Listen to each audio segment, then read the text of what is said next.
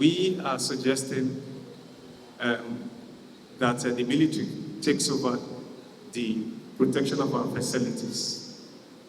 Yeah, it is their sole responsibility to do that. Now, it's not a crime to give this contract to private sectors, but what background do they have? If you check Tompolo, he has a very, very bad and negative background. As such, he should not be given that opportunity.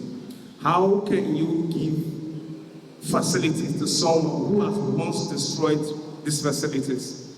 And just because the government has changed hands, I think he has states, he has come back to say, these facilities are destroyed, I want to protect them. It doesn't make any sense. It shows he has a selfish interest in this. And we know what's happening there. They are not really, they are the one destroying properties, they are the one protecting them. So these facilities should be given solely to the military to protect.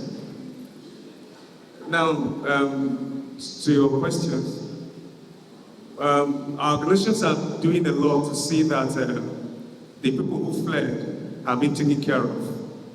We try to meet with the government to discuss how we can reach out to these people to see that the resources are being distributed evenly to these people.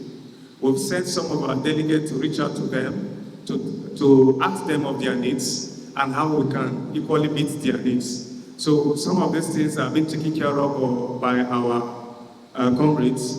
We're trying to see how we can do our best to ensure that those people who fled are brought back to their various homes.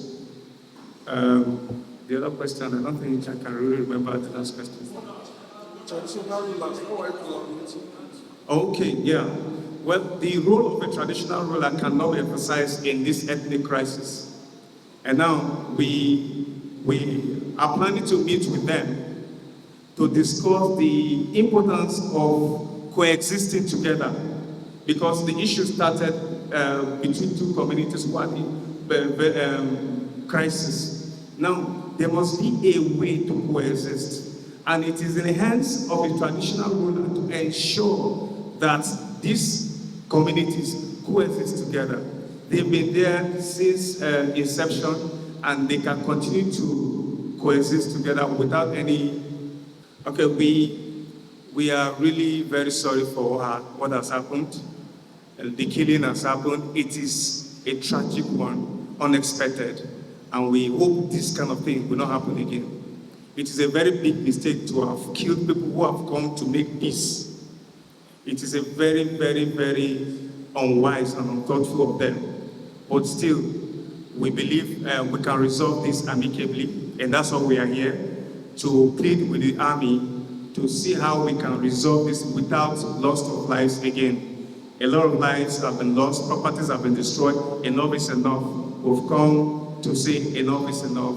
Let's move on. Let's embrace peace. Thank you very much.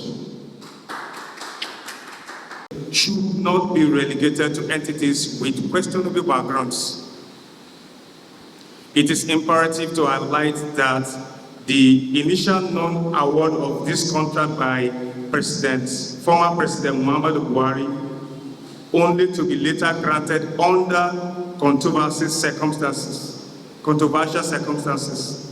suggests potential conflicts of interest involving stakeholders in Tantita. President Tinubu, your leadership has been marked by numerous commendable initiatives, and your dedication to national progress is well recognized. However, we are compelled to question the prudence of entrusting our critical economic assets to those who have previously planned in disrupting the sector.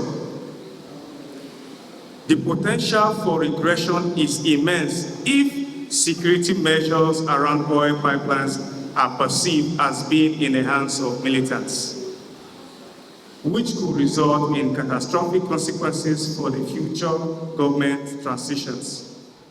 We conclude. We conclude this conference with a fervent plea to President Tinubu: protect our nation's future and economic stability. Your decisive action in this matter is not only anticipated but necessary for the continued advancement of Nigeria. May God bless the Federal Republic of Nigeria. Collins, spokesman, Niger Delta Nationalities Youth Leadership. Thank you very much. Thanks for checking out SYMFONI on YouTube. Please be sure to subscribe and like our videos for updates.